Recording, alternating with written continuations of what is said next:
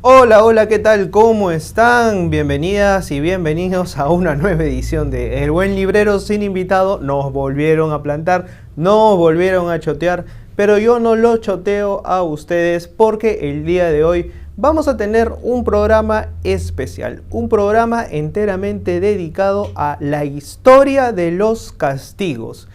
¿Quién fue o quiénes fueron los responsables de imponer una pena a aquellos que hacían lo incorrecto? Vamos a ir a través de un repaso histórico y voy a ir recomendándoles libros en el camino. 3, 2, 1, arranca El Buen Librero sin invitado.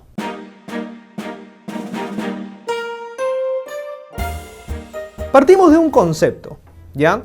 Immanuel Kant, antiguo filósofo alemán que seguramente han leído, y si no lo han leído les invito a leerlo, planteaba la cuestión ética. ¿Qué significa la ética y qué diferencia hay de la ética versus la moral? Pues bueno, la ética son ese conjunto de normas que imponen automáticamente lo que se debería hacer, es decir, lo que es correcto de hacer dentro de la sociedad. Mientras que la moral vendría a ser la respuesta de los seres humanos frente a un marco de ética en especial. Kant denominaba dos tipos de ética, la ética autónoma y la ética heterónoma. La ética heterónoma no era sino esa ética que heredábamos a partir de una serie de conceptos que íbamos adquiriendo a lo largo de nuestras vidas. Ética heterónoma, por ejemplo, podría ser la ética religiosa, esa ética que te imponían los 10 mandamientos, la ética de tu propia familia, la ética de la sociedad, del país en el cual vivías. Son éticas que son normadas por instituciones que están fuera de nosotros, pero que sin embargo respetamos, y que eso obliga también a una cierta moralidad. Lo que Kant decía era que los seres humanos debíamos apuntar, en vez de a una ética heterónoma, a una ética autónoma, es decir, a la regulación del comportamiento en base a cierta sustancia que hayamos ido adquiriendo en base al tiempo y que definiría, en base a nuestra experiencia de vida, en base a nuestros conocimientos, qué cosa es lo correcto y qué cosa es lo incorrecto. Ahora, pasamos a la idea de los castigos. Si es que nosotros deberíamos de apuntar a una ética autónoma y en el tiempo hemos ido adquiriendo otro tipo de éticas, otro tipo de regulaciones a nuestro comportamiento, ¿quiénes son los que vigilan el regulamiento de ese tipo de comportamientos? El primer castigo que conocemos seguramente se remonta a la edad bíblica. ¿Y cuál es ese primer castigo? El de Dios a Adán y Eva, ¿no? Que los condenó evidentemente a Adán a tener que trabajar y a Eva a tener que parir. Pero hay un castigo aún más bravo a partir del gran primer criminal de la historia, y nos referimos a Caín. Caín mata a Abel y Dios lo condena a errar por el mundo y a través de eso generarse un castigo que le permitiría, aunque mejor dicho, no le permitiría vivir en paz. Entonces, si los castigos vienen desde la Biblia y Dios era el único facultado para poder castigar, ¿en qué momentos los hombres creamos las leyes? ¿En qué momento creamos formas de castigo? Podríamos decir que algún tipo de forma de castigo con poder o con origen divino no es otra institución que la Santa Inquisición, que aplicaba castigos realmente cruentos, realmente violentos a aquellos que desobedecían la moral dedicada a la ética que Dios había destinado para el cristianismo. Este castigo que se le aplicaba a los borrachos, por ejemplo, que no obedecían a la ley como se debía, que liberaban sus instintos sin ningún tipo de filtro y los encerraban en un tonel, ¿no? Ya hemos visto que de pronto hay un cuento de Edgar Allan Poe basado en este tipo de castigos que es bastante sórdido, que se llama El barril de Amontillado. Eran castigos en los cuales quedaba expuesto el ser humano al castigo y a la condena de la sociedad que los reconocía como posibles infractores. Así también se les colocaban túnicas, se les colocaban, en fin, una serie de puniciones que determinaban que su comportamiento había quedado automáticamente marcado por toda la sociedad. En la actualidad existen las cárceles, en la actualidad existen penas que se le dan a determinadas personas.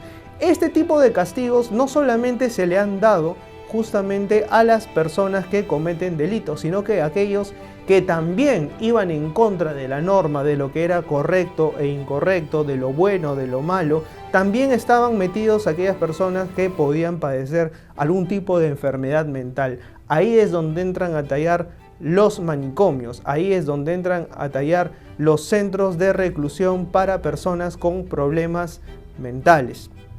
En ese sentido, hay un libro de Cristina Rivera Garza que se llama La Castañeda, en el cual tú puedes ver cómo es que a las personas que tenían algún tipo de deficiencia, algún tipo de padecimiento que no estaba regulado dentro del comportamiento de lo correcto, eran enviadas a este tipo de centros en los cuales sufrían diferentes tipos de tratamiento, hasta con electroshock, hasta con agua helada. ¿Cuáles son las normas para poder corregir o no determinado tipo de comportamientos? A propósito de eso, podríamos llegar a cuestionarnos qué significa lo normal y qué significa lo no normal, lo que está fuera de la norma y aquello que nos convertiría automáticamente en locos. Ahí te recomiendo otro libro que se llama Elogio de la locura de Erasmo de Rotterdam. ¿Será que en realidad el loco no está loco, sino que ve la realidad desde otro punto de vista?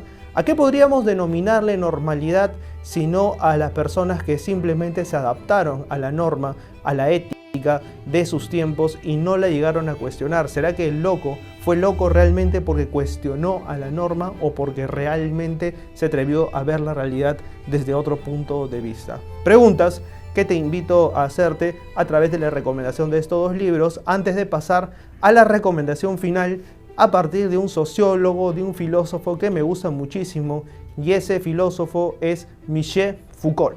Michel Foucault nació en Francia a inicios del siglo XX y a inicios del siglo XX pasaban un montón de cosas, entre ellas la Primera Guerra Mundial. Foucault se planteaba el por qué los seres humanos, en un aparentemente siglo en el cual ya habíamos superado diferentes etapas a lo largo de la humanidad, todavía teníamos peleas dentro de nosotros y con nosotros.